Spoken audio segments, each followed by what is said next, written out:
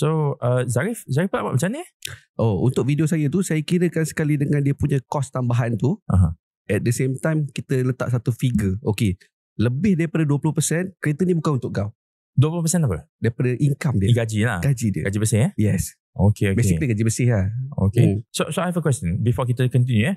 So kalau nak beli Porsche 911 3.7 liter turbo harga dia 1.2 juta. Berapa monthly income yang diperlukan? Nak calculator ke? Tak perlu. Okay, basically kalau dah kahwin, dia tak boleh lebih daripada 20% daripada income dia. Okay. Kalau yang belum kahwin, dia boleh lebih.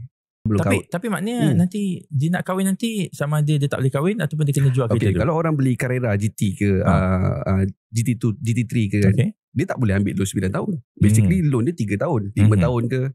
Okay. So kalau dia nak beli kereta tu, dia belum kahwin, kau tak boleh kahwin selagi mana kau belum settlekan loan ni. Katalah kau dah habis loan ni 3 tahun dan carry forward lah, dia boleh kahwin.